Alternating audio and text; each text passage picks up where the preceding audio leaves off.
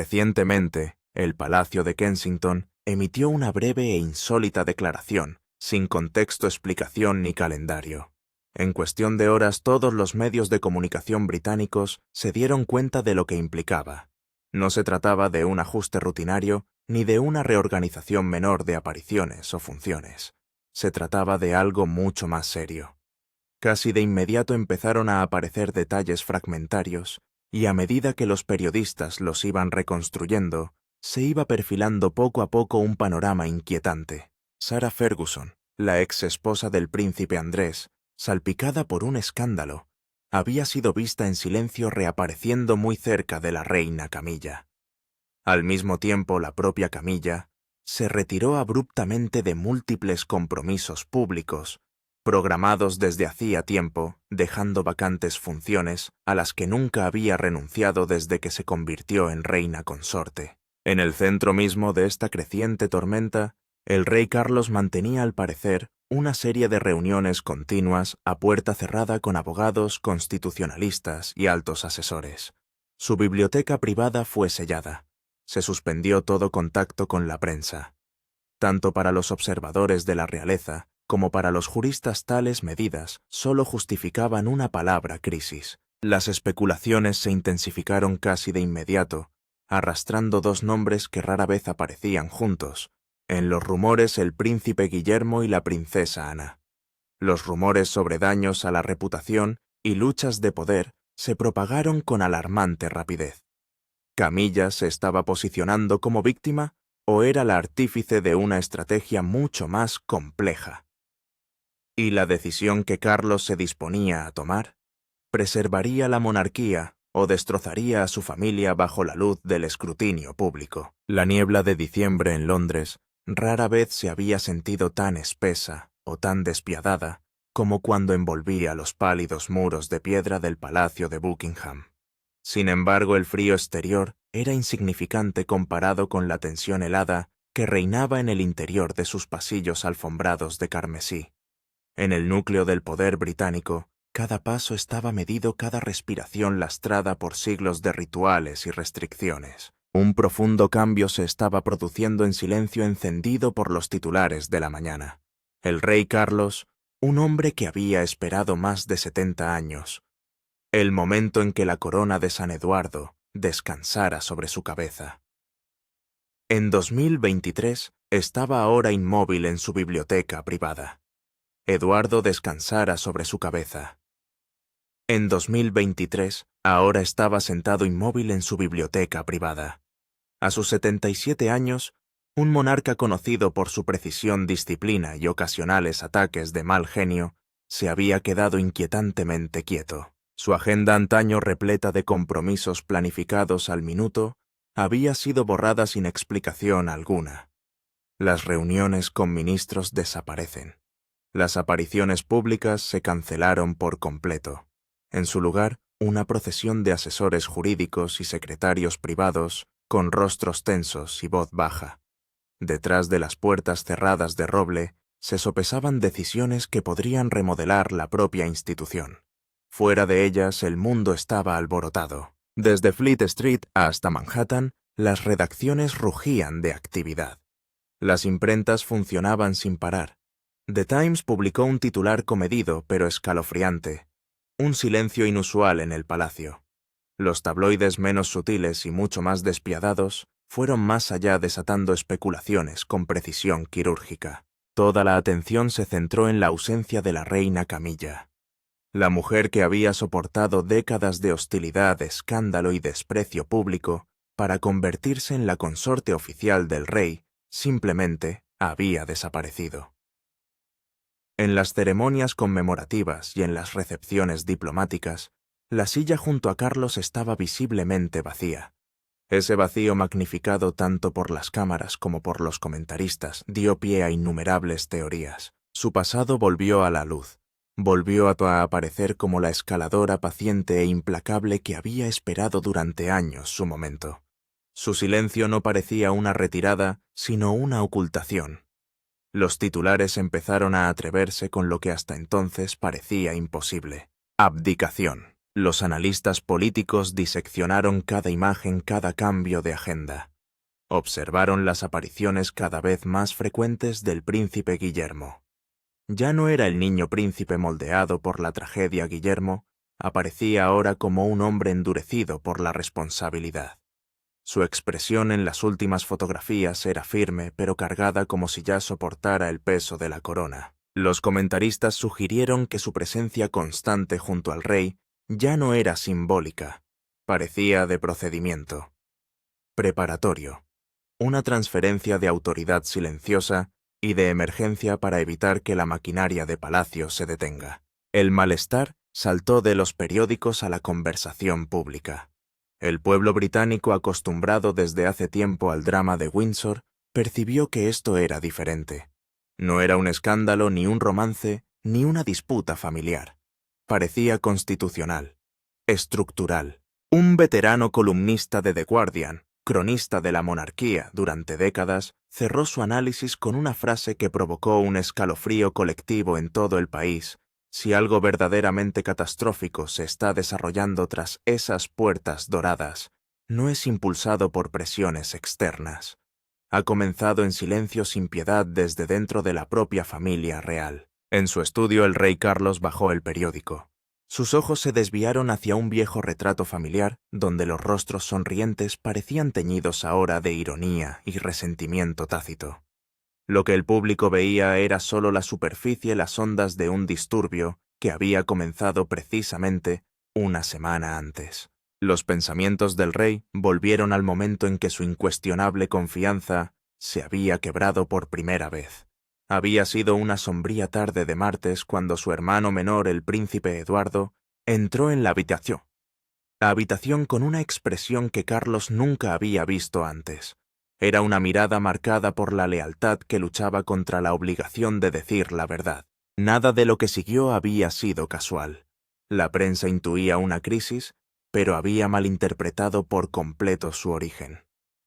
La verdad no residía en la presión pública, sino en una reunión privada, una alianza improbable y una ambición lo bastante vasta como para amenazar al propio trono. El reloj de palacio avanzaba sin parar cada segundo, marcando el estrecho espacio entre la continuidad y el colapso.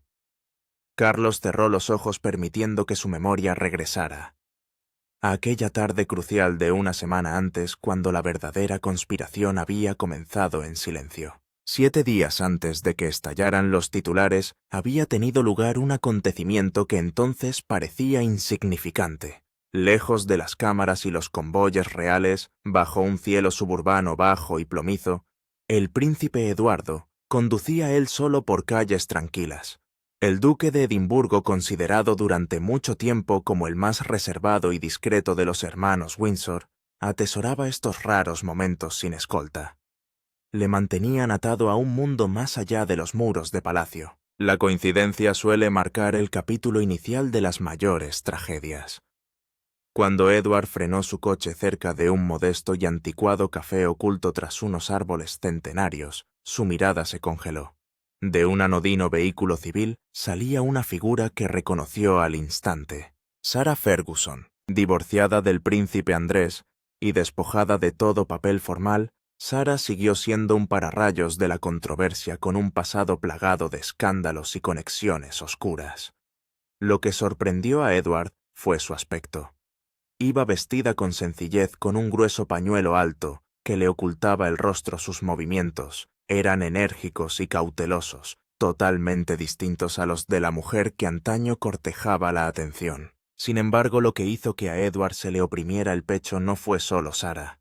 A través del cristal esmerilado de la cafetería, bajo tenues luces amarillas, reconoció a la mujer sentada en el rincón sombrío. Reina Camilla. Una fría e inconfundible inquietud se apoderó de él al cristalizar la verdad. Como miembro superior de la realeza, sabía mejor que nadie que todas las reuniones en las que participaba la reina se registraban en el diario oficial, estaban protegidas por seguridad y las acompañaba al menos un secretario privado. Sin embargo, aquí en este estrecho espacio impregnado del aroma de un café tostado, Camilla estaba sentada en un aislamiento extrañamente solitario. Su postura era erguida, pero tenía las manos apretadas contra la mesa, señal de intensa concentración o tensión extrema. Edward aparcó a una distancia prudencial, las sombras de los árboles le ocultaban. Desde allí pudo observar claramente a las dos mujeres a través de la ventana. No había risas corteses ni gestos afectuosos típicos de mujeres con largos lazos familiares. En cambio, fue una conversación llena de cálculos. Camilla fue la que más habló. Su rostro, normalmente tranquilo y sonriente al lado del rey, mostraba ahora una expresión afilada y resuelta. Sus labios se movían constantemente, curvándose de vez en cuando en una línea fina y enigmática. Sarah Ferguson, por su parte, mostraba una mezcla de sumisión y entusiasmo. Asentía repetidamente a veces, abriendo un pequeño cuaderno para anotar cosas o señalando una pila de documentos sobre la mesa. Un escalofrío recorrió la espalda de Eduardo.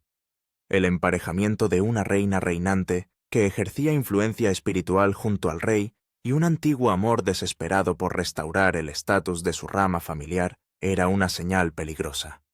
Observó cómo Camilla deslizaba un grueso sobre hacia Sarah, un gesto decidido y discreto, como si ya lo hubieran hecho muchas veces. Edward empezó a sentirse culpable.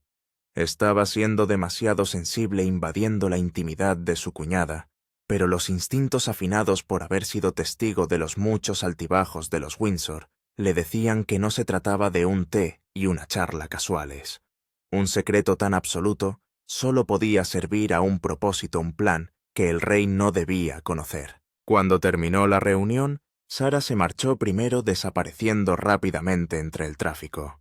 Camilla se quedó unos minutos más tomando un último sorbo de té con la mirada perdida.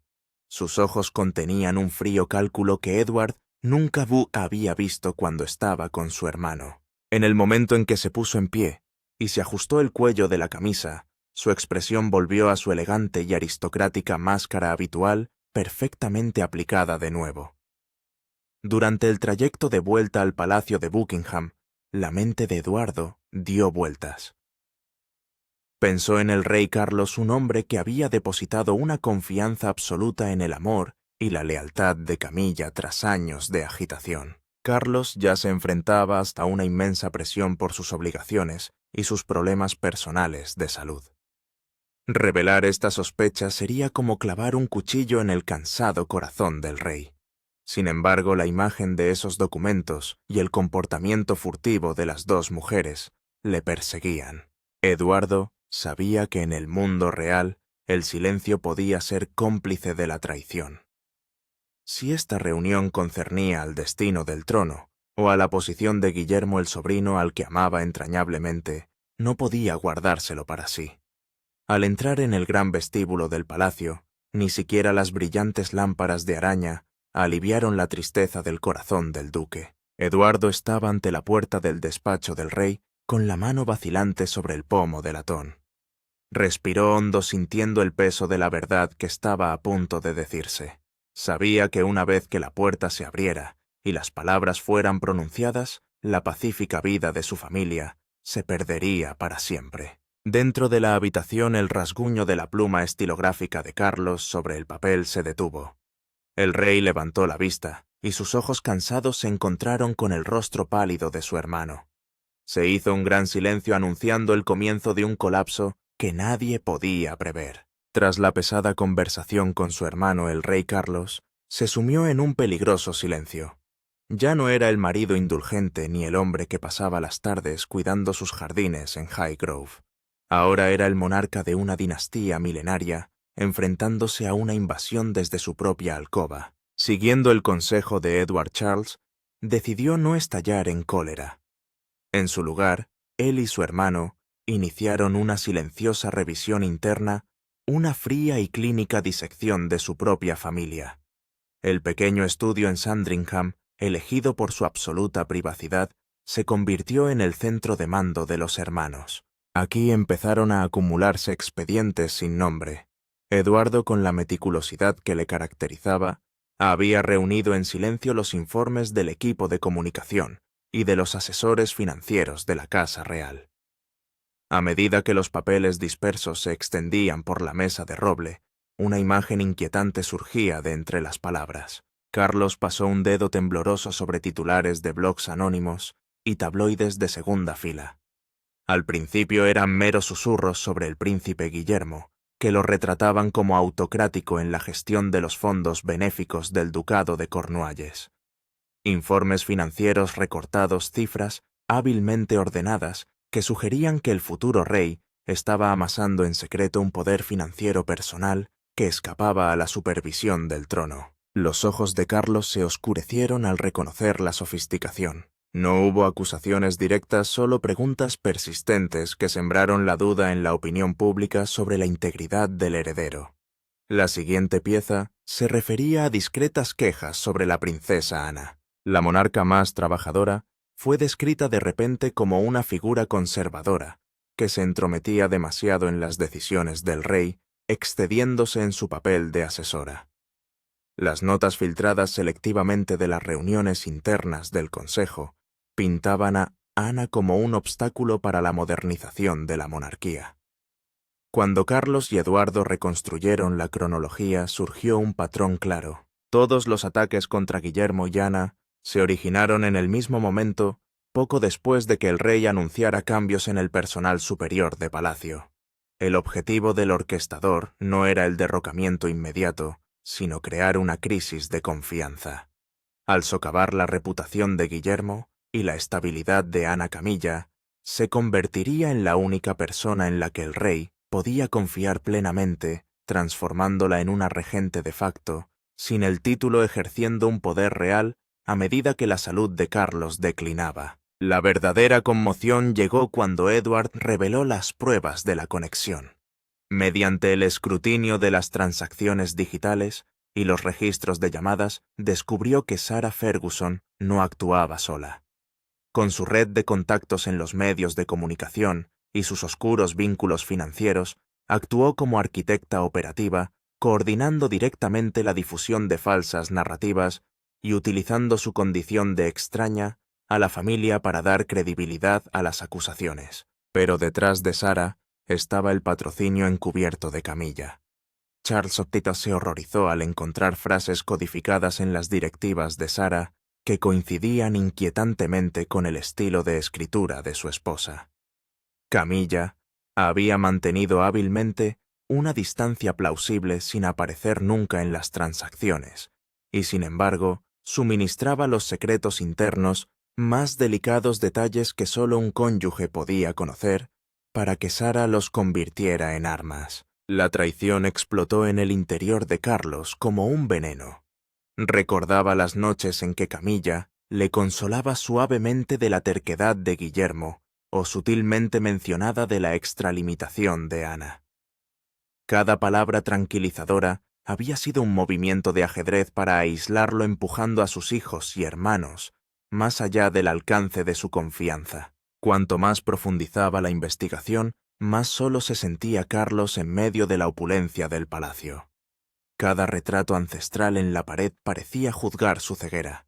Ya no veía a Camilla como la mujer que amaba, sino como un espectro ambicioso que acechaba bajo el brillo de la corona. Había utilizado sus años de desprecio público para alimentar una sed de poder, como compensación una dulce venganza contra el propio linaje Windsor.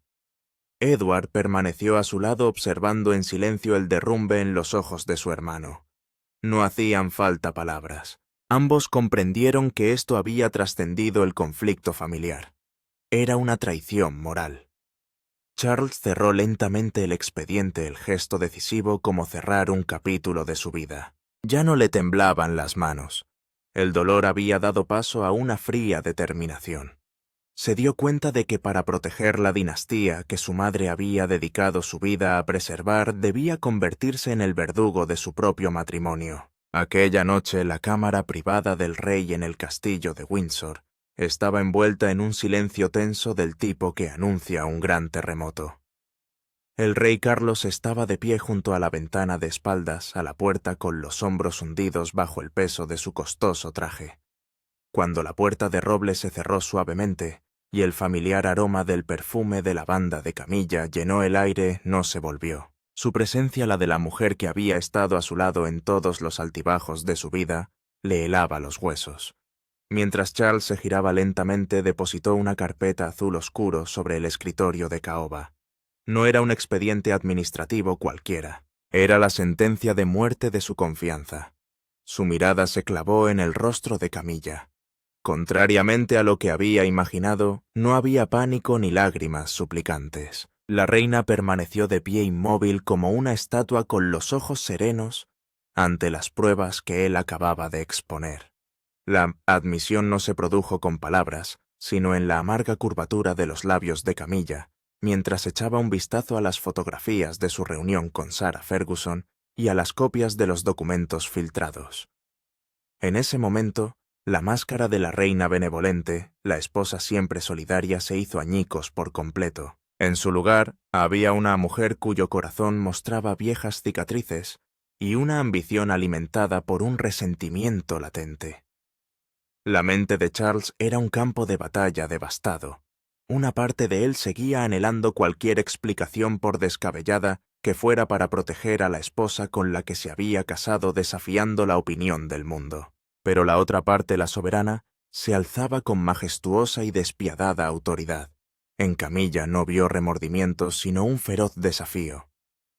Comenzó a moverse lentamente por la habitación. Sus dedos rozaban ligeramente los objetos antiguos en un gesto de posesión. A través de su gélida mirada, Carlos leyó todos los agravios que ella, papá Tarrara, se había dicho y había enterrado durante décadas: los años tachada de rompehogares, el desprecio del público, la frialdad de la corte y la abrumadora sombra de la difunta Diana.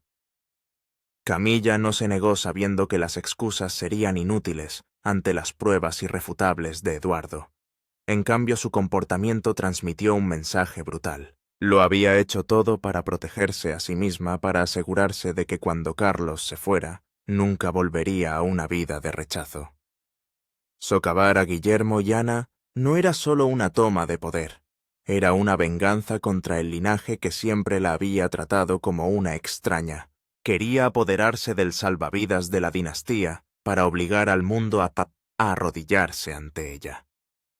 El enfrentamiento se desarrolló en una atmósfera carente de diálogo, solo con respiraciones agitadas y miradas fijas. Charles se acercó. La distancia física se reducía mientras el abismo entre sus almas se hacía infinito. Su conflicto interior alcanzó su punto álgido. Si permanecía en silencio y lo manejaba en privado, podría preservar la fachada de su matrimonio. Pero traicionaría a Guillermo, traicionaría a Ana y traicionaría el futuro de la monarquía. Si revelaba la verdad, tendría que destrozar la imagen que tanto le había costado construir para Camilla, convirtiendo su vida en el hazmerreír mundial por segunda vez. Sin embargo, cuando sus ojos se posaron en el retrato de la reina Isabel II, que colgaba de la pared, Carlos encontró su respuesta. El deber hacia la corona debe estar por encima de los sentimientos personales. La legitimidad de la monarquía británica no podía mancharse con oscuras intrigas cortesanas que recordaban a la Edad Media. Dio un paso atrás, un acto simbólico de rechazo. Camilla pareció intuir la decisión de su marido. Su mirada desafiante se desplazó hacia un profundo aislamiento. Pero no había rastro de arrepentimiento. Enderezó su postura aún orgullosa y fría, dispuesta a enfrentarse a la tormenta que había desatado. Charles no dijo nada más. Se limitó a tocar el timbre para llamar a su secretario particular. Su decisiva orden de preparar una rueda de prensa televisada en directo para la mañana siguiente acabó con cualquier esperanza de salvación. Fue una elección despiadada sacrificar la felicidad personal para preservar la integridad del trono. Cuando Camilla abandonó la sala con una discreta escolta de seguridad, Carlos se quedó solo en la inmensa sala. Se sintió como si hubiera envejecido 10 años en una sola noche. Bajo las luces parpadeantes de las lámparas del pasillo, el rey empezó a redactar las primeras notas de la declaración que sacudiría al mundo. No había vuelta atrás. La corona exigía un precio, y esta noche Charles había resuelto pagarlo con su propio corazón. La mañana del acontecimiento, el cielo de Londres estaba cubierto de un gris desgarrador. En el interior del comedor de estado del Palacio de Buckingham, Las luces brillantes de las modernas cámaras de televisión resplandecían en marcado contraste con los frescos clásicos del techo. El aire estaba cargado de tensión. Incluso los periodistas más avezados, acostumbrados a las ceremonias reales, contuvieron la respiración.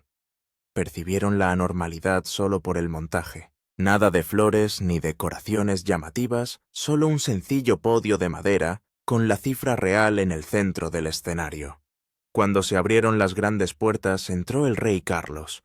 No vestía un espléndido uniforme, sino un traje azul oscuro perfectamente confeccionado que transmitía un aire de melancolía. Los pasos del rey eran lentos y pesados, cada pisada sobre el suelo de madera, como un martillo que golpea el destino de una dinastía. Su rostro mostraba las profundas líneas de las noches en vela, sus ojos totalmente cansados, pero su mirada irradiaba la fría resolución de un hombre que había cruzado el umbral del dolor para abrazar el deber. El mundo enmudeció a través de innumerables pantallas. Charles no necesitó una presentación florida. Comenzó su declaración con una voz grave y resonante que llenó la sala. En lugar de las habituales expresiones diplomáticas, el rey expuso los hechos como un juez que dicta sentencia. Expuso metódicamente las pruebas reunidas. Los informes fabricados contra la integridad del príncipe Guillermo, las campañas de desprestigio diseñadas para aislar a la princesa Ana y la manipulación de los fondos de caridad reales. Cuando se pronunció el nombre de Camilla, una onda expansiva invisible recorrió la sala. Carlos no se refirió a ella como la reina o mi esposa. La llamó Camilla, despojándola del título en el propio discurso. Describió su coordinación con Sarah Ferguson no como una disputa familiar, sino como un grave asalto a la legitimidad del trono. Las acciones de Carlos fueron despiadadas. En la gran pantalla que tenía detrás se proyectaban copias de documentos, notas manuscritas y comunicaciones secretas que no admitían negación. El castigo se pronunció en frases cortas y tajantes. Carlos anunció la expulsión permanente de Camilla de la familia real británica. Todos los títulos, privilegios y protecciones otorgados por la corona fueron revocados inmediatamente. Debía abandonar las residencias reales en 24 horas y retirarse a una vida privada estrechamente vigilada. Para Sarah Ferguson el rey no ofreció misericordia real. Los archivos en los que se detallaban sus malversaciones y conspiraciones subversivas habían sido entregados directamente a la Policía Metropolitana para una investigación criminal formal. A lo largo de la emisión Charles no mostró ira ni odio. Fue la ausencia de emoción lo más aterrador. Reveló que había roto por completo el vínculo con la mujer a la que una vez había amado más profundamente. Estaba solo bajo las luces intermitentes, dispuesto a exponer la podredumbre dentro de su propia casa para salvaguardar la institución de la monarquía. Entre bastidores, a través de un estrecho hueco en la puerta, el príncipe Guillermo observaba a su padre. Su rostro estaba tenso, sus puños apretados. Vio cómo su padre destruía él solo la última ancla emocional que le quedaba para despejar el camino de su futuro reinado. Fue una dolorosa lección sobre el precio de la corona. Para gobernar una nación a veces hay que aprender a ser cruel con el propio corazón. En otra sala del castillo de Windsor, Camilla permanecía inmóvil ante la pantalla de televisión en directo. El mando a distancia resbaló de su mano y cayó al suelo cuando se pronunció la revocación de sus títulos. La gloria por la que había luchado, soportado y maquinado media vida para alcanzarla, se desvaneció en un discurso que duró menos de 15 minutos. No hubo lágrimas, solo un silencioso colapso en el alma de una mujer que lo había perdido todo. Cuando terminó la rueda de prensa, Charles no se entretuvo en contestar preguntas. Se dio la vuelta y se dirigió directamente hacia la salida. Las luces de los televisores se apagaron una a una, dejando un silencio inquietante. Los comentaristas de todo el mundo estallaron, pero en aquella sala solo quedaba el regusto de un juicio histórico. El rey había hablado, y a partir de ese momento el mundo de Camilla se había acabado, dejando paso a una nueva era construida sobre el sacrificio agónico de un hombre que había firmado personalmente el decreto de exilio de su esposa. Tras la sísmica rueda de prensa, el Palacio de Buckingham no se sumió en el caos. En su lugar, se hundió en un silencio aterrador, como un cementerio después de una tormenta. Los rituales reales continuaron, pero su espíritu había cambiado. Los pasillos antaño grandiosos cargaban ahora con el peso de la purga y de un duro nuevo comienzo. En un rincón fuertemente custodiado del castillo de Windsor, Camilla hizo su última aparición antes del exilio permanente. Despojada de joyas, elegantes sombreros y el título de reina, se presentó con sencillas ropas oscuras y el rostro pálido como la cera. Sus manos temblorosas guardan los últimos objetos personales en una pequeña maleta. Al mirarse en el espejo, vio a un extraño, un símbolo de la caída por ambición desmedida. Cada objeto le recordaba una época dorada desaparecida.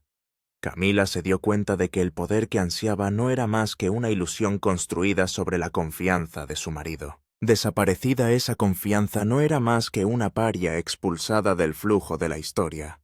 Su soledad ya no era un estado sino una cadena perpetua. Mientras tanto, en una oficina judicial de alto nivel, Sarah Ferguson se enfrentaba a una realidad más dura. Sin protección familiar ni privilegios diplomáticos, la exduquesa de York estaba sentada frente a detectives y gruesos expedientes de investigación. La excitación de la mente maestra se había desvanecido, sustituida por el pánico más absoluto, al darse cuenta de que no era más que un peón en un juego que nunca podría ganar. El precio legal de su resentimiento y codicia asomaba entre los barrotes de la cárcel, dejando atrás una vida de errores irredimibles. En el centro de este cambio de poder estaba el rey Carlos. Sentado en la biblioteca, su sombra se alargaba bajo la luz invernal de la tarde. El rey parecía visiblemente envejecido, con profundas arrugas en la frente que delataban una cruel traición. Sin embargo, sus ojos, aunque doloridos en su interior, irradiaban solemne majestad. Había salvaguardado el honor de la dinastía y la supervivencia de la monarquía frente a su mayor tormenta en décadas. Pero el coste fue la soledad absoluta en sus últimos años. Carlos demostró que para un monarca la corona no es un adorno. Es un grillete que exige el sacrificio de las cosas más privadas. Sin embargo, desde la oscuridad del colapso, una nueva luz comenzó a parpadear. El príncipe Guillermo emergió ahora en un papel transformado en una simbólica ceremonia televisada, no una coronación, pero igualmente trascendental. Guillermo se situó en el centro del futuro. Su mirada no vacilaba. Veía a su padre con reverencia mezclada con una profunda tristeza, pero sobre todo con una férrea determinación. Guillermo sabía que su era debía comenzar con una reforma integral, transparencia y lealtad inquebrantable al pueblo. Fue el puente entre un pasado turbulento y un futuro estable. A su lado, el príncipe Eduardo permanecía en silencio como un fiel guardián. El hombre que evitó en silencio un desastre histórico no necesitaba elogios. Ver sobrevivir a su familia era recompensa suficiente. La integridad de Eduardo había sido el último ancla de Carlos en las horas más oscuras.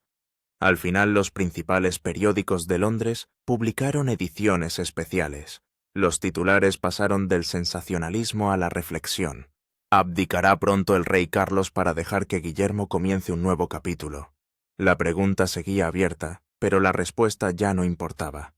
En el corazón del público ya se había producido una transición espiritual. La dinastía Windsor había sobrevivido, pero nunca volvería a ser la misma. Una nueva era había resurgido de las cenizas de la traición construida sobre el coraje de un rey afligido y la esperanza de un futuro.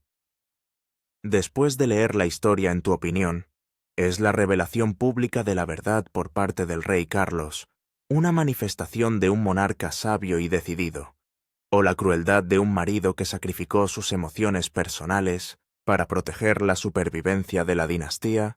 Comparte tus pensamientos con nosotros en la sección de comentarios. No olvides darle a me gusta, compartir y suscribirte para recibir más. Además, haz clic en el siguiente vídeo que aparece en tu pantalla. Le gustará.